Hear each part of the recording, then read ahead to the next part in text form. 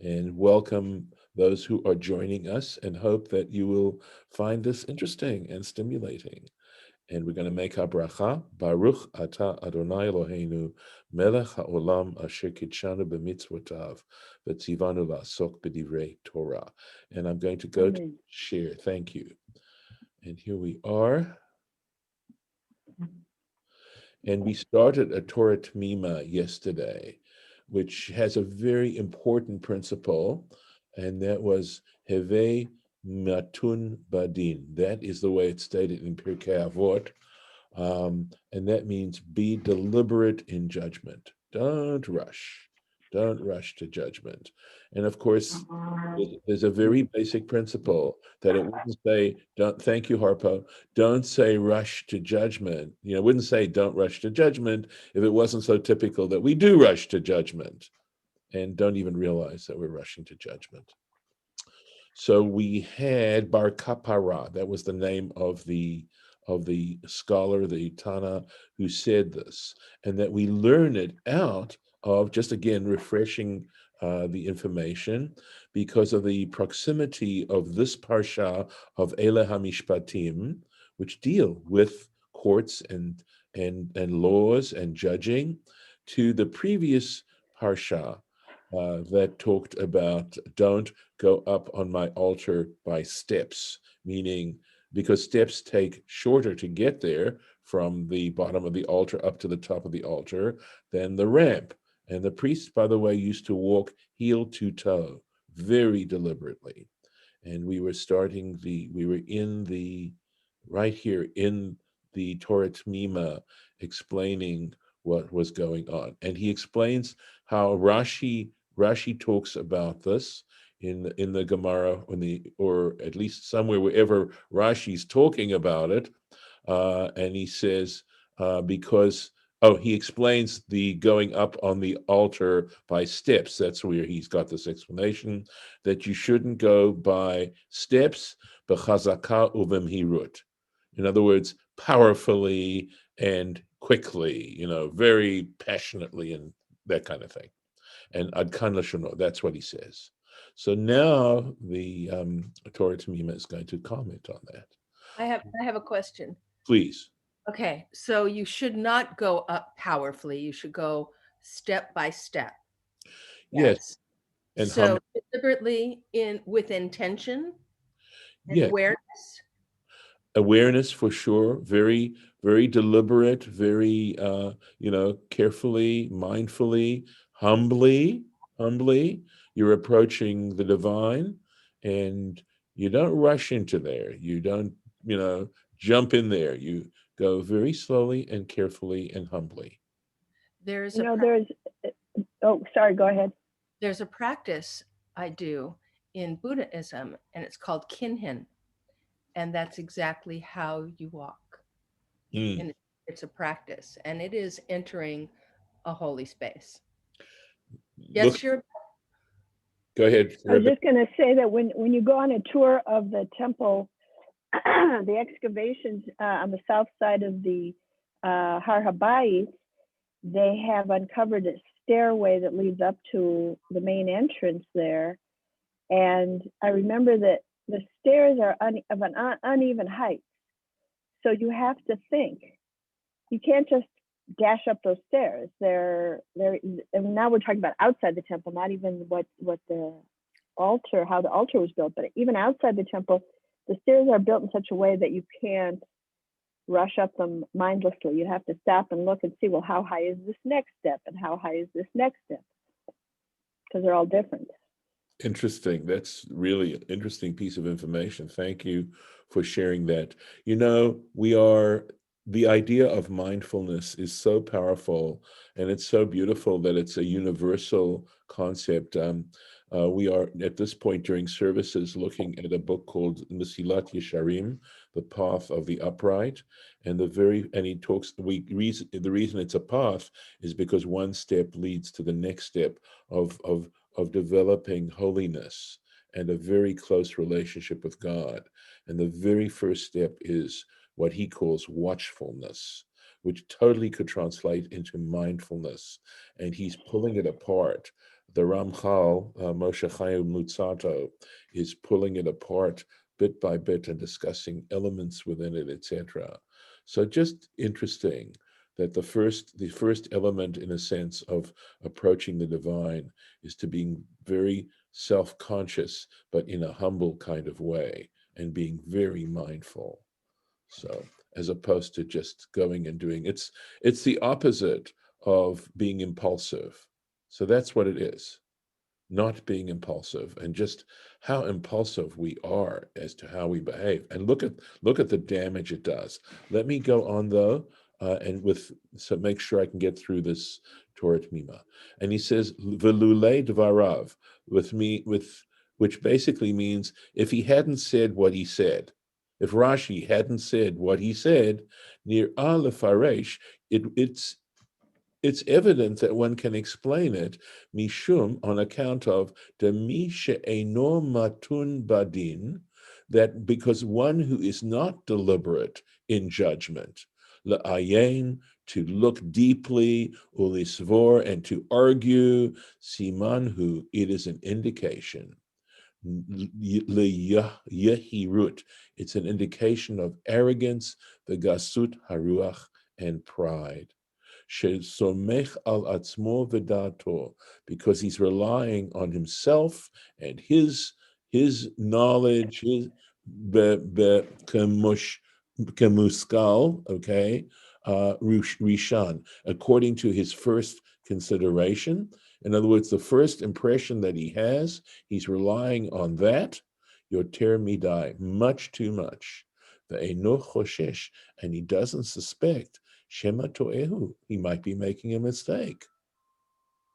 Veze merumaz, and this in fact is suggested belashon, in the language, in the actual language of velo ta'ale b'ma'alot, but do not go up. Here it is steps, right? But ma'alot essentially means heights, something like that, something that goes up. And he says, b'ma'alot haruach, in the how can I put it, in sort of your spirit, right? That you have so much in your certainty, right? That you're allowing your emotions, right, your spirit, to be so certain. Umeyaches lezedinim, and he takes that passage and attaches it to judges, right? To judgments, besmichut, by having it right next to it. That's this concept of having one subject right next to another subject, even though they don't seem to bear any relationship. Besmichut leParshat Mishpatim, to have that particular halacha right next to the Parsha of Mishpatim. Efshar lechavein zeh belashon Rashi, and one can in fact apply this even in Rashi's, in how Rashi explains it, with Rashi's explanation. So again, I find the Torah Temimah, so I wish I could do more of it than I'm able to. There's just so much of it, but he is so sharp and just, I mean, he's brilliant, and it's so lovely the way he analyzes, and brings to bear this encyclopedic knowledge that he has. So we can take one more. And here we go. Ve'ela hamishpatim. It just goes to show you that when you don't just rush through something, and in fact, of course, what's happening here? We're being very deliberate as we go through these passages in the Torah. And you realize that this Torah Temimah, as grand as it is one tiny speck, tiny speck of all the learning that's associated with the Torah and the passages in the Torah. So, excuse me. Amar Rabbi Elazar, said Rabbi Elazar, min ayin ledayan, from where do we find that the judge, shelo yifsa al rashi kodesh, that he shouldn't step over the heads of the holy people? Talmud lomar. So he's associating that a judge, right, a judge, shouldn't act with haughtiness, is what he's saying, right? Should ignore, the honor due to the people he's serving. Talmud Lomar, for this scripture tells us, and it's Sof Perik Yitro, at the end of Parshat Yitro, V'lo ta'aleh b'ma'alot, you shall not go up by steps. V'samichle, and right next to it, V'ela hamishpatim, and these are the judgments. So that's essentially how we find it in the sources, and here we go. Kavanat hara'aya, he says that the intention of this proof, right, de afilu im ata dayan v'shofet, that even if you are a judge, it's simply the same word here, it's a synonym, right, a justice. Lo yitga'el libcha b'chach, you shouldn't allow your heart to swell with pride because you've been made a judge, you've been appointed as a judge. Ve'inyan hapsiot, and this issue of these steps, Piresh Rashi explains, Keshehaya hameturgaman doresh, what happened, so I need to explain this to you. A meturgaman is, we had this word targum, you're familiar with that right now, and you know that means the Aramaic translation. Well, they used to have a very often when the teacher or the judge was issuing and speaking in Hebrew, right, the people around didn't speak Hebrew, just like you notice how every Jew in America speaks fluent Hebrew. Not, okay? They used to have someone who would translate whatever the judge was saying, or the rabbi who was lecturing, or someone who was reading from the Torah even. Excuse me. He would translate it and interpret it immediately to the people sitting around. Ukeshaya hamaturgaman doresh, and when the maturgaman, the interpreter, would expound on what the judge had said, haya hatzibur yoshev la'aretz, the assembled group would sit on the ground, v'hamafsia beinehem leilech liyashev b'mkomo, and one who would walk in between them to go to sit in his place. It looks keposea al roshan, as if he's walking on their heads. Adkan l'shono, that's what Rashi explains. In other words, practically speaking, if you have a seat in a particular assigned seat and you come late, you sit at the back. You don't walk and through everyone and go and take your seat. At least that's how I'm understanding what he's saying here. Which Rashi is he talking about? Is it a Rashi on right here, or is it somewhere else? It could be on the one that we did not do. That I'd have to go back and see it. Possibly at the end of Yitro, where the halacha is given. It's possible that that's where the Rashi is, and I'm saying possible because without going and checking it myself, I don't want to say that with any confidence. Okay. All right. So I'd have to go back and check, and I just don't want to take the time right this second. Aval lefize, but according to this, le'aniyat da'ati, in my humble opinion, tzarich iyun ktsat, one has to look carefully, one needs to examine a little bit, halashon, this expression, minayin ledayan, from where do we get regarding the judge, dema tale inyan zeh, that why would we understand this particular statement of Rashi's, right, which sounds like it's talking about someone who's joining the group that's at the lesson, either at the lecture, and it could well be at the lecture or at the reading. It doesn't sound like it's necessarily talking about a judge, right? Minayin ledayan. Why does this statement of Rabbi Elazar's say, from where do we get this concept that a judge, why is Rabbi Elazar saying that it's a dayan specifically? It's anybody, at least the way Rashi's explaining it.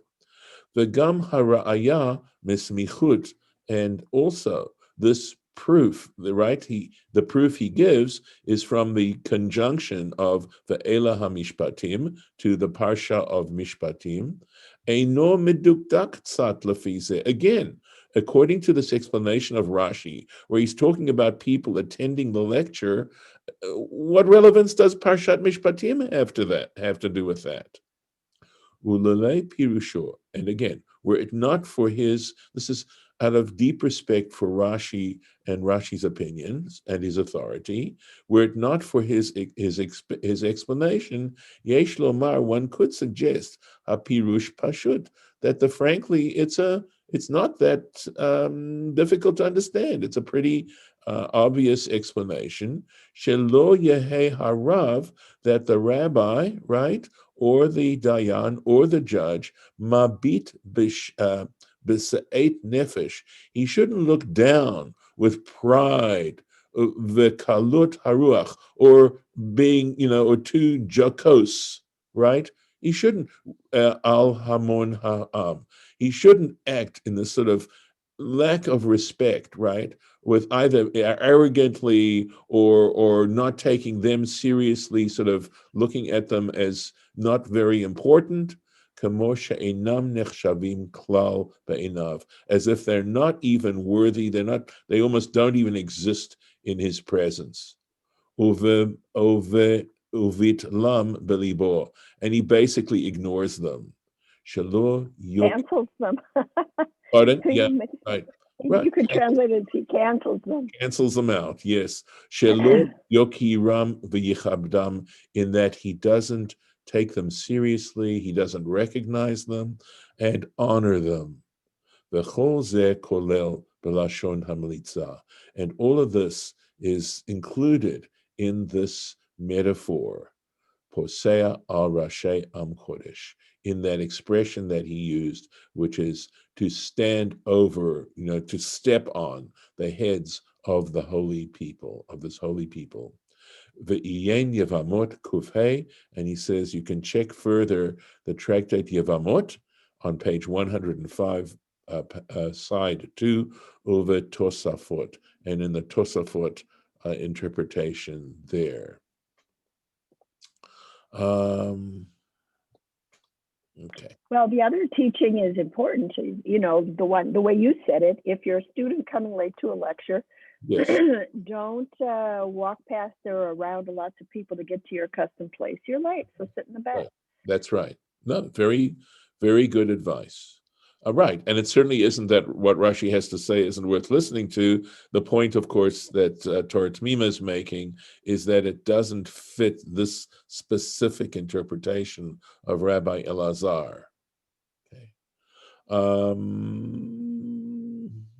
Okay. Let me see if I can handle this. All right, I'm pretty sure I went over this, but I'm thinking maybe we need to go on to, let's go on. Yeah, see, I did do some stuff here. You can see. Okay. Oh yeah, I did do this. There's some, yeah. So the additional connections that they make here. It's just so tempting. Okay. So he said, here we go. May God be with me. Although I'm looking at the time. Okay, still do it. The Elah HaMishpatim. Again, and these, remember, they're focused on the fact that it doesn't say Elah, it says the Elah. Remember, I explained that the Vav, which means and, is like a hook, so that it's hooking the Elah Mishpatim, the Parsha of Mishpatim, to what preceded it, which was the issue of not going up on the altar by steps. Tanya. So again, an early of the Mishnaic period prior to the year 200, a source. Dimei mamonot bishlosha, a court of financial cases, monetary cases, three. You need three judges to judge a monetary case. V'dinei gzeilot v'chavalot, and judgments regarding theft. V'chavalot means injuries, right? Bishlosha also require three judges. It's interesting, isn't it, that the court system, in at least the way Jewish courts worked, is that you essentially when it came to these kinds of cases where there are disputes, right? Disputes, you want three judges. And the way they would select the three judges is discussed again in Tractate Sanhedrin. It's really cool. They go through some different combinations, but if I'm not mistaken, the way it works is you pick a judge, your opponent picks a judge, and those two judges pick a third. The two of them have to agree to a third judge. And that's how you get a fair adjudication.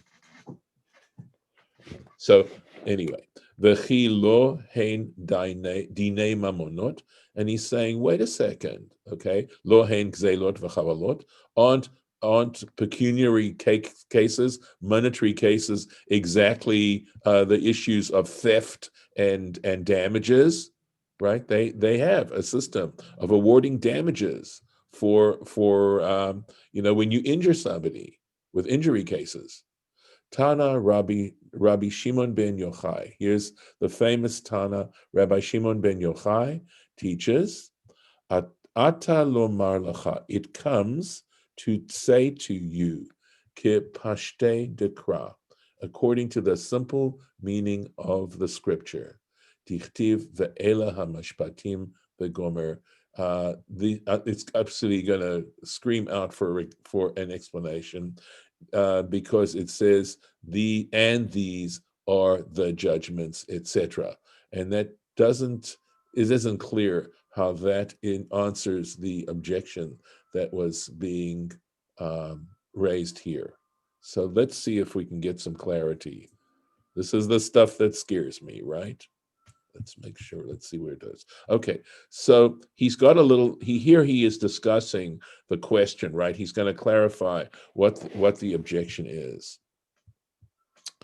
Let's go to Dalet. Ritzono lomar. So what this is saying is to bichlal dinei mamonot, that when you take this generality of monetary cases, gam zeilot v'chavalot, it's going to include theft, issues of theft or robbery, and also injury.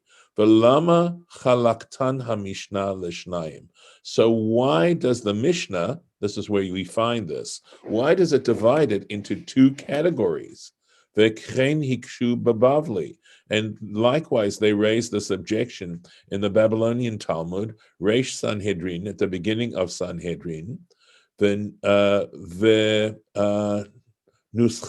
HaYerushalmi. However, even though that he could have gone to the Bavli, he says that the formula in the Yerushalmi, Shelefanenu Meshubeshet Ktsat, he says it's a little bit mixed up, Ve'etaknuhu B'tikun, and we needed to rephrase the way it's said, because look at this, he's quoting here the Yerushalmi in Sanhedrin, and he says what he did was, when he went to do this, apparent, and it's quite possible that this is why it's in square brackets, is that it's not so clear in the Yerushalmi, and he wanted to clarify what it's trying to say, the actual text itself. All right, now let's go on here.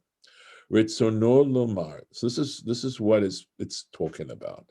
Dahatana sider ha'inyanim keseder ha'parsha. He says that in expressing this Mishnah, in stating the Mishnah, the way we have it, or at least in the Yerushalmi, I guess he's quoting actually the Gemara of the Yerushalmi, okay? Dahatana sider ha'inyanim, that the author, or rather, excuse me, the authority in the Mishnah arranged the topics keseda haparsha, just as it's done in the Parsha. Demikodem kativ dinei mamonot, and because at the beginning of the Parsha, it talks about dinei mamonot. Why? Ki tikne eved, right? mamonot, when you acquire a slave. That is talking about a financial arrangement. Ivri, right? When you purchase a Hebrew slave. V'hadar inyano gzeilot v'chavalot. And following that, it discusses in our Parsha the issues of theft and injury. So this is really beautiful, right? He's explaining the language of the Yerushalmi in saying that when it says the first of all, the Torah itself says these are the laws, right? And then it goes on to talk about these financial arrangements. And then it goes on to speak specifically, this is the Torah. And so that the Mishnah in an abbreviated form, right, is alluding to the actual text of the Torah and how it's arranged. The Hashas Shelanu, and he says, and our Talmud, Shas stands for Shisha Sidrei Mishnah, the 6 orders of the Mishnah, but generally it's referring to the Talmud, okay? Our Talmud, meaning the Babylonian Talmud, Tiretz Kushya Zo Be'ofen Acher. It answers this objection in another way, not the way he just did. So the Yerushalmi answers it in the way, that's what the Yerushalmi meant when it says Pashte Dekra, meaning how Scripture spells it out. In other words, it's following the order of Scripture. So, but the Bavli is going to answer it differently. V'yesh lomar, and one could say, so the question, of course, the implied question is, why not? Why do they have these differing explanations? De lo nechale b'teirutz haYerushalmi. He's not satisfied. The Babylonian Talmud isn't satisfied with the explanation of the Jerusalem Talmud. Mishum de al kol panim, okay?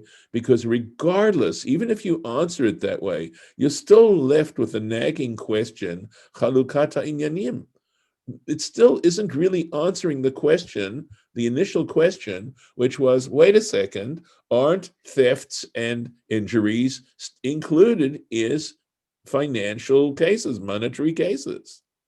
The ein ra'aya miseder haparsha, because you can't say, okay, because it was following the order of the parsha of the Torah, Shabbat Torah. The ifshar lahotzi kol ha'inyanim ke'echad. Okay, and that's only because it's following the order of the Torah. That's why you can't just say the monetary cases and include gzeilot and chavilot in that chavalot ke'echad. Aval al kol panim, but he says, nevertheless, klulim kulam b'shem dinei mamonot. The truth is, of course, they still are all considered monetary cases. So we haven't answered the objection. We'd have to check out the Bavli to see how the Bavli approaches this particular question, but at least we have a better understanding, of course, of the question itself and the quotation he had. And with this, I am going to stop the share. And thank you. I'll also thank those who I hope were able to enjoy this session. I'm going to stop the recording, and with God's help, see you next time at the next session, the next installment.